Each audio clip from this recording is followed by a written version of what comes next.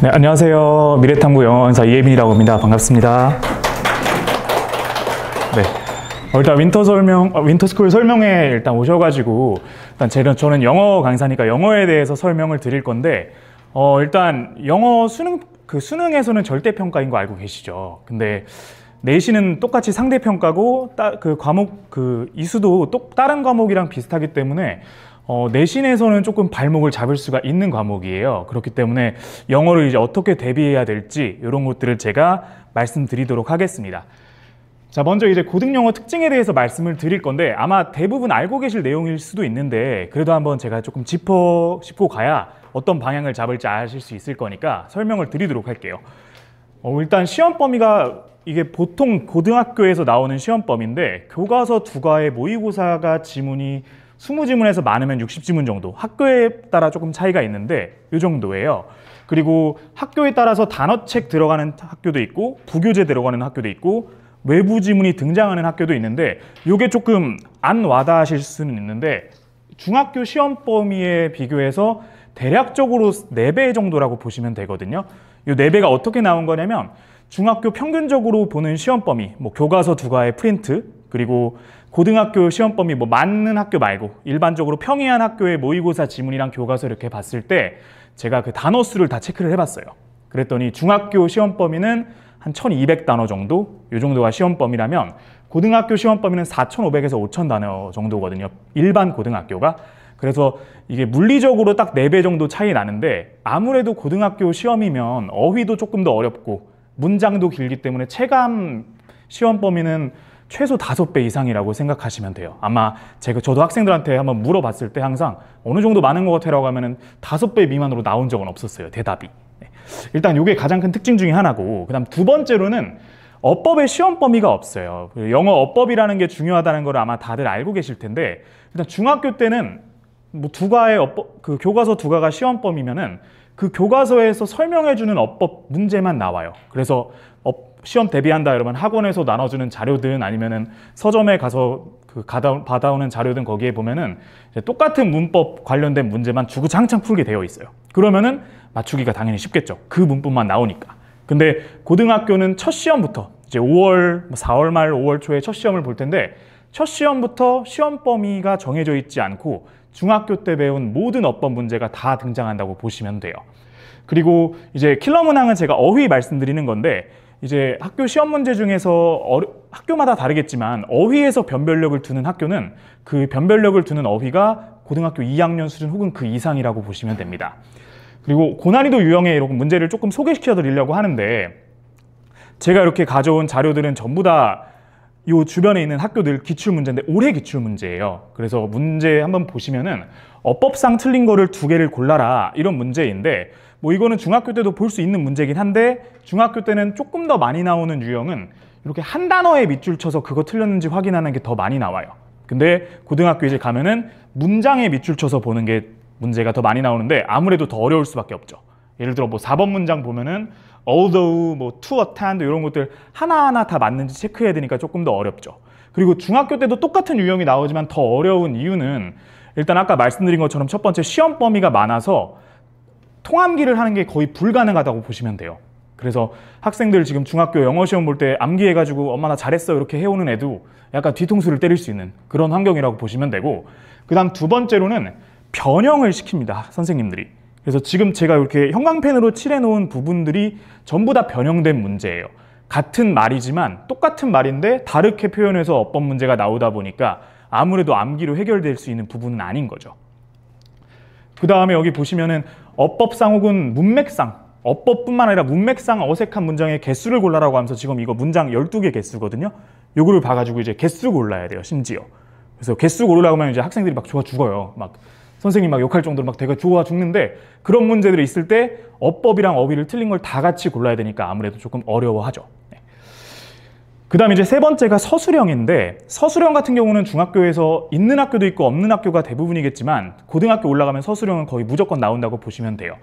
서술형이라는 건 기본적으로 영작이랑 어순배열, 영어를 단어들이 나열됐을 때 그거를 배열하는 거, 영작하는 게 이게 기본인데 이것도 예시를 보면서 설명을 드리면 이것도 이번 기출문제인데 윗글의 문맥을 고려할 때 빈칸에 알맞은 말을 조건에서 맞춰 써라. 이렇게 그냥 영작하는 문제인데 어머님들 생각하시기에는 이거 그냥 시험 범위에 있는 거니까 한번 공부하면은 이거 쓸 수 있는 거 아니야? 라고 생각하실 수도 있지만 아까 말씀드린 것처럼 시험 범위가 너무 많아요. 시험 범위가 너무 많기 때문에 물론 암기해야 되는 문장도 있지만 모든 문장을 암기하는 거는 거의 자살행위라고 보면 돼요. 다른 과목도 망칠 수 있는. 그리고 요 문제 같은 경우도 요 빨간색으로 써놓은 게 답인데 원문이랑 조금 다르거든요. 그래서 여기 첫 단어만 봐도 시작하는 게 다른 게 보이시죠? 그래서 이렇게 변형돼서 나오는 어법 문제도 서술형 문제도 많다라고 알고 계시면 되고, 그리고 또 다른 유형은 이렇게 글의 요지를 아래와 같이 작성하고자 할 때, 즉 주제문을 영작하는 문제가 킬러로 나오는 학교들이 많아요. 그래서 요거 같은 경우는 사실은 대비를 할 수가 없죠. 내가 지문을 보고 시험 범위의 지문을 공부해서 그 주제를 아는데 그 시험 범위에 대해서 주제문을 작성할 수 있는 가지수는 뭐 수십 가지가 되니까 그거를 대비할 수는 없어요. 왜냐면 조건까지 주니까. 그렇기 때문에 암기만으로 되는 영역은 아니다라고 알고 계시면 되겠고요. 그다음 독해도 조금 필요한데, 독해도 왜냐면 독해는 물론 수능을 대비해서 저희가 하는 경우가 많지만 내신에서도 독해가 필요한 경우가 이런 경우예요. 그래서 예시를 보시면 밑줄 친 문장이 의미하는 바로 적절한 거 골라라 라고 하는 거 보면은 요거는 그냥 의미하는 거 고르면 되잖아 생각하실 수 있지만, 요것도 첫 문장부터 끝까지 전부 다 새로 작성한 문장이에요, 선생님께서. 그러니까 똑같은 뜻일 수도 있고 다른 뜻일 수도 있고, 그리고 밑줄 친 문장도 완전히 새로운 문장으로 나왔기 때문에 그 시험장에서 독해를 해야 되는 문장이 출제가 되는 거죠. 그리고 요거는 기본적인 그냥 빈칸에 들어갈 말 고르는 문제인데, 얘는 그냥 1학년 문제지만 그냥 외부 지문이었어요. 시험 범위가 없는. 그래서 시험 시간 안에 뭐 3분 이내, 2분 이내에 읽으면서 풀어야 될 수 있는 그런 문제였고, 그리고 요것도 문제 예시 중에 하나인데 A랑 B라는 거에 대해서 설명을 잘한 학생들을 골라라. 그래서 조단 르브론, 이름은 이상하지만 학생들이 요걸 설명해 놓은 걸 쭉 보시면 문장들이 다 한 문장이에요. 그래서 보면 3줄짜리 문장도 있지만 5줄짜리 문장, 이런 것들을 이제 시험 시간에 딱 들어가서 해석을 해야 되기 때문에 기본적으로 영어를 독해하는 능력이 조금 필요하다라고 보실 수가 있겠습니다. 자, 그다음 마지막으로 요거는 영어 시험에 대한 얘기는 아닌데 일단은 공부 시간 부족, 이게 영어랑 무슨 상관이 있냐라고 생각이 드실 수도 있지만, 혹시 이번에 고등학교 가는 아이가 첫 아이다라고 혹시 첫째다 계신가요? 요 지금 손 드신 분들은 요거 이해를 못 하실 수도 있어요. 본인 공부 시간이 부족하다라는 거를. 왜냐면 당연히 중학교에서 고등학교 올라가면 이 새끼 공부 열심히 해야 되는데 왜 안 하냐, 말이 안 되겠다고 생각하실 수도 있는데, 생각보다 자기의 공부를 할 수 있는 시간이 없어져요. 왜냐면 일단 수업 시간도 늘어나고, 그리고 다녀야 되는 학원도 과목 수가 늘어나고, 그리고 뭐 클리닉 가랴, 그리고 저기 써놓은 뭐 수행평가랴 이렇게 하다 보니까 너무나도 자기 공부할 시간이 없고, 그리고 내신 올인도 제가 이걸 왜 써놨냐면, 중학교 때는 아마 영어학원 보내시면은 정규반 있고, 그리고 뭐 내신 때는 내신 듣고 이게 있을 테지만, 이제 고등학교 올라가서 3월부터는 전부 다 내신이라고 보시면 돼요. 그러다 보니까 제가 이 공부 시간 부족을 써놓은 이유가, 자기가 필요한 변형되는 문제나 아니면은 조금 고난이도 문제를 대처할 수 있는 문법이라던가 어휘를 공부할 수 있는 시간이 조금 부족해요. 그래서 그 점 조금 알고 계시면 되겠고, 그래서 여기까지 제가 고등 영어에 대해서 설명드린 거를 말씀드리면, 뭐 그 시험 범위가 많다, 그리고 어법이 시험 범위가 없다, 그리고 서술형이 나온다, 뭐 이런 정도가 있을 수 있는데, 자, 그러면 이제 어떻게 대처해야 되는지 그거를 제가 조금 말씀을 드릴게요. 입학 전에 이제 어떻게, 저희가 1, 2월까지 어떻게 준비를 해야 되는가, 무엇을 준비해야 되는가 말씀을 드리면, 일단 첫 번째로는 기초 체력이 중요하다라고 제가 적어놨는데, 이건 뭐 애들 운동시키라는 얘기가 아니라 비유를 든 건데, 저희가 만약에 운동을 배우려고 한다면, 만약에 축구를 배운다 그러면은 슛을 차려면 저희가 달리기를 좀 할 수 있어야 되잖아요. 그래서 기초 체력이 있어야지만 내가 조금 더 나은 뭔가 활동을 할 수가 있는데, 영어도 마찬가지입니다. 그래서 여기 어휘, 어법, 독해, 서술형 요거에 대한 기초가 없으면 조금 더 어려운 변별력 있는 문제를 이제 해결하기가 조금 어려워요. 그러면 이제 방학 때는 요 기초 체력을 위주로 조금 단련을 하면 되겠죠.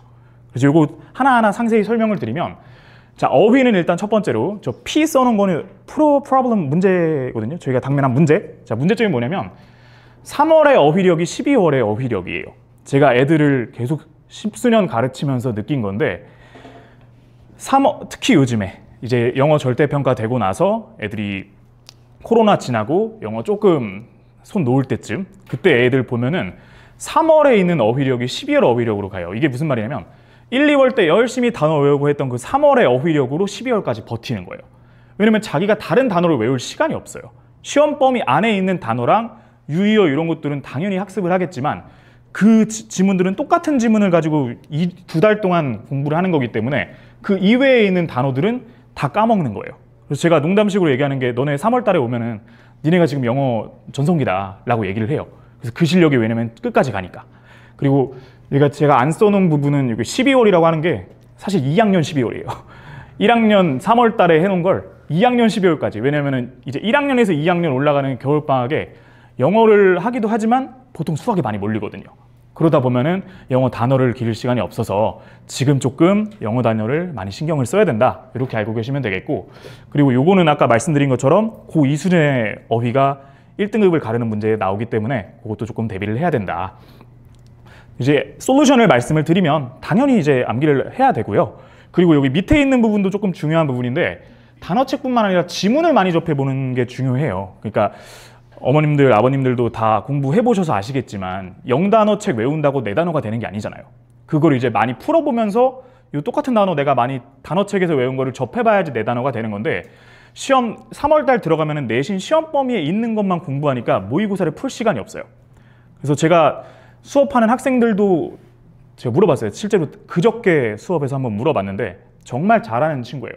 1등급 내신도 1등급 받고 모의고사도 거의 다 맞는 친구 물어봤는데 너 평소에 모의고사 입학하고 나서 푼 적 있어? 라고 했더니 아예 없대요. 하나도. 학교에서 푸는 거 말고는 시험 문제를 푼 적이 없대요.